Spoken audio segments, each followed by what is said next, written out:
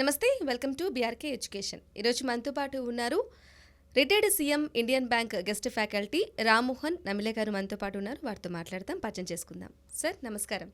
నమస్కారం అమ్మా. సార్ ఎలా ఉన్నారు? ఫైన్ అమ్మా, క్వైట్ ఫైన్. చాలా మందికి బ్యాంక్ ఉద్యోగాలంటే ఎవరికి ఇష్టం ఉండదు చెప్పండి. సో అలా ఉద్యోగాలు ఇష్టం ఉన్నప్పుడు చదవాలి కదా, ఎలా చదవాలి, ఎక్కడికి వెళ్ళాలి, అసలు ఎక్కడ కోచింగ్ తీసుకుంటే చాలా బాగుంటుంది, వీటన్నిటి గురించి డీటెయిల్గా మాట్లాడడానికి మనతో పాటు ఉన్నారు retired CM Indian bank guest faculty Rammohan నమిలే గారు మనతో పాటు ఉన్నారు. వారితోనే మాట్లాడదాం. సార్ నమస్కారం. సార్ నమస్కారం అమ్మా. సార్ చెప్పండి సార్, అసలు బ్యాంక్ ఎగ్జామ్ అంటే ఎవరికి ఇష్టం చెప్పండి? ఎవరికి ఇష్టం ఉండదు, చాలా మందికి ఇష్టము. అలా ట్రై చేస్తూనే ఉంటారు కొన్ని సంవత్సరాలుగా, కోచింగ్ కానీ అలా లాంగ్ పీరియడ్లో కూడా తీసుకొని ట్రై చేస్తుంటారు. అసలు ఎలా స్టార్ట్ చేయాలంటారు బ్యాంక్ ఎగ్జామ్స్కి ముందుగా? బేసిక్గా ఉద్యోగాలు రెండు రకాలమ్మా. Sir what we say white collar jobs, ఇంకోటి బ్లూ కలర్ జాబ్స్. ఓకే. అంటే ఫిజికల్గా కష్టపడి చేసేదేవాడిని వి సే ఫ్యాక్టరీస్లో, అంటే ఆ మిషన్ దగ్గర ఉండాలా, దాన్ని రన్ చేయడము, all those things we say blue colour jobs. Okay. ఆఫీసులో కూర్చొని ఏసీలోనూ, పాత రోజుల్లో ఫ్యాన్ ఉంటేనే ఎక్కువ. ఇంట్లో ఫ్యాన్ ఉండదు, ఆఫీస్లో ఫ్యాన్ ఉంటుంది, బ్యాంక్లో ఫ్యాన్ ఉంటుంది. సో బ్యాంక్ కింద కూర్చొని జాబ్ చేస్తుంది. బ్యాంక్ కస్టమర్లకు కూడా ఆ లోపల ఉండే స్టాఫ్ని చూసి మనం అటు సైడ్ పోతే బాగుండు ఎప్పుడైనా అనే ఆలోచన వచ్చి ఉంటుంది. సో ఈ రెండు రకాల జాబ్ అయితే now it's all AC environment.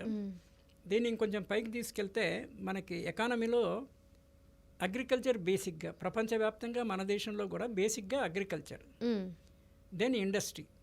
మొదట్లో ఇండస్ట్రీ లేదు, ఒక 400-500 years నుంచే ఈ మెకానికల్ ఇండస్ట్రీ అనేది స్టార్ట్ అయింది. అంతకుముందు కేవలం అగ్రికల్చరు మాన్యువల్ బేసిస్నే, మనుషులే కష్టపడి చేయాలి. చిన్న చిన్న ఇంప్లిమెంట్స్ ఉండేవి, పార, గడ్డపార, గంప, ఇలాంటివి, ఎద్దుబండి, దీస్ థింగ్స్. ఈ ఇండస్ట్రియలైజేషన్ ఎక్కువైన తర్వాత now we are industry 4.0 industry version. And with డిజిటైజేషన్కి దీనికి విసే 5.0 ఆర్ సంథింగ్, అంటే ఆ లెవెల్స్ వర్షన్స్లో ఉన్నాము. Now agriculture, industry and service, ఈ 3 సెక్టర్స్ ఎకానమీకి కంట్రిబ్యూట్ చేసేది. అగ్రికల్చర్ అందరికీ తెలిసిందే. ఇండస్ట్రీ అంటే where some goods are produced, what we say factories, అదంతా మ్యానుఫ్యాక్చరింగ్కి సంబంధించింది. దాంట్లో పనిచేయడానికి ఐటీఐ నుంచి మొదలుపెట్టి ఐఐటి వరకే. ఐటీఐ అంటే Indian what we say training institute, ITI. IIT is Indian institute of technology, where BTech, MTech అవన్నీ హయ్యర్ లెవెల్ ఇన్స్టిట్యూట్స్. ఇది lower level. In between we have diploma engineers. వీళ్ళంతా ఫ్యాక్టరీలో పనిచేయడానికి, ఒక వస్తువులను ఉత్పాదన చేయడానికి పనికొచ్చే అగ్రికల్చర్. దెన్ సర్వీస్ సెక్టర్లో like banking, LIC, marketing, sales, ఇంకా వేరే ఇవన్నీ కూడా, ఇవన్నీ we say white collar jobs and service sector jobs. వీటిల్లో మరీ పర్టికులర్గా బ్యాంక్ ఇక్కడ ఇంకొక పాయింట్ కూడా ఏంటంటే ఫ్యాక్టర్స్ ఆఫ్ ప్రొడక్షన్స్ అని. ఏదైనా ఉత్పాదన జరగాలంటే 4 అవసరం. ఒకటి ల్యాండ్ ఉండాలి, అంటే ఏదైనా ఆఫీస్ పెట్టుకోవడానికి ల్యాండ్ అవసరం కదా, ఖచ్చితంగా. ల్యాండ్ లేకపోయినా కనీసం ఒక వర్టికల్లో పెద్ద బిల్డింగ్లో ఒక ఫ్లోర్ అవసరం కదా, ల్యాండ్ కానీ స్పేస్ కానీ, ల్యాండ్. దెన్ లేబర్ అంటే కూలీ హమాలి అని కాదమ్మా, అందరూ లేబర్స్, మనుషులంతా లేబర్సే. లెవెల్స్ డిఫరెంట్, అంతే. సిఇఓ నుంచి మొదలుపెట్టి పైనుంచి కింది వరకు, క్లర్క్, ప్యూన్ వరకు కూడా అంతా లేబరే, మ్యాన్ పవర్. ఇంకా కొంచెం బాగా చెప్పాలంటే man power. Land labour, capital, డబ్బు కావాలి. డబ్బు టోకెన్, అంటే రిజర్వ్ బ్యాంక్కి నోట్లు ప్రింట్ చేసే అధికారం ఉంది, but there are certain conditions for it. ఇష్టం వచ్చినట్టు నోట్లు చేసి పంపిణీ చేయడానికి ఉండదు, అంటే దానికి సరిపడా వస్తు ప్రపోర్షన్ ఉండాలి. So capital or money we say. ఇదన్నా ఉన్న తర్వాత ఒక ఆర్గనైజేషన్ ఎబిలిటీ ఉండాలి, అంటే ఒక సీక్వెన్స్లో ఒక పద్ధతి ప్రకారం నడిపించే ఆర్గనైజేషన్ ఉండాలి. We say land, labour, capital, organisation. ఇక్కడ మనం బ్యాంక్ ఉద్యోగాల గురించి మాట్లాడుతున్నాం కనుక బ్యాంక్స్ డీల్ విత్ మనీ. ఎట్లా? యాజ్ ఎ ఫినాన్షియల్ ఇంటర్మీడియరీ, మధ్యవర్తి, ఆర్థిక మధ్యవర్తి. డబ్బులు ఎక్కువ ఉన్న వాళ్ళ దగ్గర దే టేక్ ద డిపాజిట్, వాళ్ళకి ఇంట్రెస్ట్ ఇస్తుంది. Fixed deposit, FD, fixed deposit కానీ savings bank, current account, whatever they give. కరెంట్ అకౌంట్లో ఇవ్వరు, ఎస్బీలో తక్కువ, ఎఫ్డీలో ఇంట్రెస్ట్ ఇస్తారు. ఆ సేకరించిన డబ్బులు ఎవరైనా సొంతగా వ్యాపారాలు పెట్టుకోవడానికి చిన్న సైజు నుంచి పెద్ద సైజు వరకు లోన్స్ ఇస్తారు. We say MSME, okay, micro small medium enterprises. ఆ మీడియం దాటితే లార్జ్ ఎంటర్ప్రైజెస్, లార్జ్ వాళ్ళకు కూడా ఇస్తారు. వీళ్ళందరికీ లోన్స్ ఇస్తారు. సో దీనికోసమని బ్యాంకింగ్ వ్యవస్థ మనకి 1969లో బ్యాంక్స్ జాతీయకరణ జరిగింది. First time 14 banks were nationalise. 1980స్లో ఇంకొక 6 చేశారు, టోటల్గా 20 చేశారు. తదుపరి కాలానుగుణ్యంగా కన్సాలిడేషన్ ఆఫ్ ద బ్యాంక్స్ కూడా జరిగి now we have 12 public sector banks and equally are more number of private sector banks. మనకి 1990వ దశకంలో పివి నరసింహారావు గారు prime minister, Manmohan Singh finance minister ఉన్నప్పుడు ఎల్పిజి అని concept, liberalisation, privatisation, globalisation. So insulated ఎకానమీని గ్లోబల్ ఎకానమీతో ఇంటిగ్రేట్ చేసి, so we have given free enterprisership, free market economy అంటాము. So not a protected economy, not a insulated economy, but is a market driven economy. దానివల్ల manage జరిగింది. మీరు చూడండి, చాలా employment, self employment విపరీతంగా పెరిగిపోయింది. అంటే మనం ఇంటి ముందు కూడా చూస్తే చాలామంది ఇంతకుముందేమో నోటితో చెప్పేవాళ్ళు, ఇప్పుడు రికార్డెడ్ ఇది ఉంటుంది దట్ దే ప్లే. అంతే, కూరగాయలు కానీ చాలా వస్తువులు అమ్మేవాళ్ళు. డోర్ స్టెప్ సర్వీస్ బాగా అందుబాటులోకి వచ్చింది. అంటే ఎందుకు వచ్చింది? The purchasing power of the people have increased. కొనుగోలు శక్తి ఉండాలి కదా. నువ్వు అమ్ముతా అంటే కొనేవాడి దగ్గర డబ్బులు ఉండాలి కదా. డబ్బులు లేకపోతే క్రెడిట్ కూడా ఇస్తారు.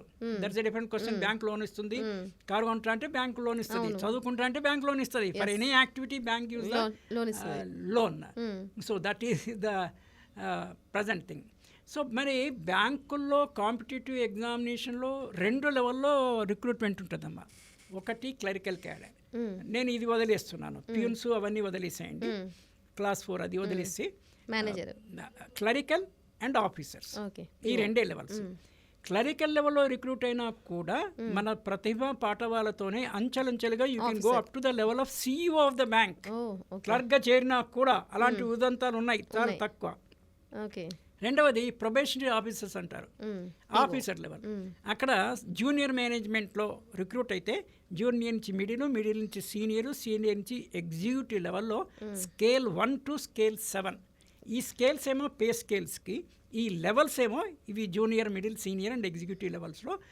డైరెక్ట్ రిక్రూట్ అయినా అక్కడికి వెళ్ళకూడదు, డైరెక్ట్ రిక్రూటెడ్ ఆఫీసర్ అయినా అలా వెళ్ళొచ్చు, క్లర్క్గా రిక్రూట్ అయినా దానికి వెళ్ళొచ్చు.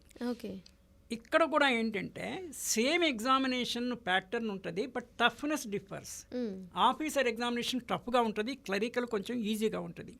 సో క్యాండిడేట్స్ ఏమి ఫీల్ అవ్వాలంటే రెండిటికి అటెంప్ట్ చేయాలి.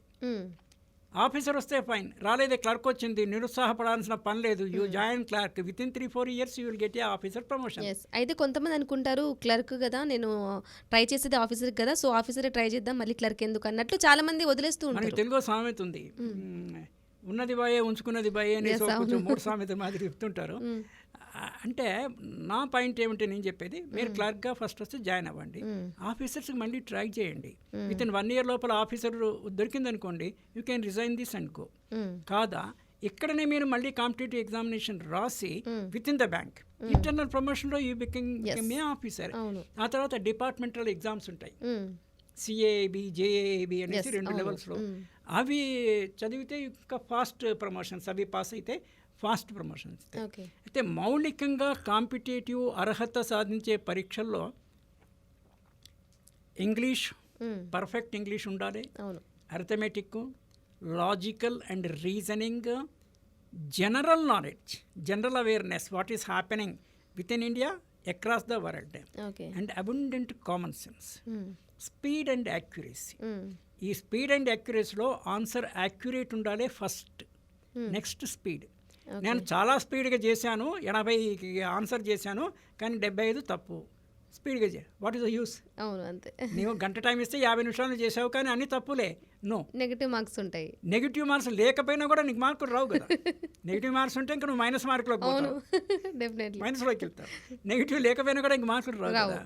సో మీకు యాక్యురసీ ఎక్కువ ఉండాలి, అంటే ప్రాక్టీస్ ఎక్కువ ఉండాలి. Practice makes man perfect. Accuracy ఉండాలి, స్పీడ్ ఉండాలి. స్పీడ్కి ప్రాక్టీస్ అవసరము, యాక్యురేట్కి యువర్ మెంటల్ షార్ప్గా ఉండాలి. అవును. మరి దాన్ని నెయ్యి తినాలి. మార్నింగ్ అవర్స్లో ప్రిపేర్ కావాలి, 4-5 o'clock early hours before sunrise అయితే you will get a fresh ఎక్కువ ఉంటుంది మైండ్. అర్థమెటిక్లో ఒక చిన్న ఈక్వేషన్ అమ్మా, ఇది చాలా అందరికీ అవసరము. నేను అబ్రివేషన్లో అయితే ఏఎస్ఎం పీడిఎఫ్. ఏఎస్ఎం అంటే అసిస్టెంట్ స్టేషన్ మాస్టర్ అని ఉంటాడు రైల్వేస్లో, రైల్వే ప్లాట్ఫామ్ కూడా you can see the board. PDF కంప్యూటర్లో పీడిఎఫ్ ఫైల్ అంటే గుర్తుపెట్టుకోవడానికి ఇది. ఏ అంటే అర్థమెటిక్. అర్థమెటిక్లో ఉండేవి A again for arithmetic, A also for addition. కూడికలు బాగా రావాలి. 75 + 24 చెప్పేసేయాలి 99. ఏ ఇంతకన్నా ఫాస్ట్గా చెప్పాలి. అంటే మైండ్లో క్యాలిక్యులేషన్ చేసేసుకుని చెప్పేసి అది ఆకాశంలో మైండ్లో పెన్ను పేపరు మొబైల్ ఏది అక్కర్లేదు. అడిషన్తో పాటు సబ్ట్రాక్షన్ తీసివేతలు. దీని రెండిటి విజృంభణ హయ్యర్ లెవెల్ ఫామ్సే division, multiplication. Subtract division, add multiplication. So గుణకారము, భాగారము, కూడిక, తీసివేత ఇవి పర్ఫెక్ట్గా రావాలి. ASM PDF percentages.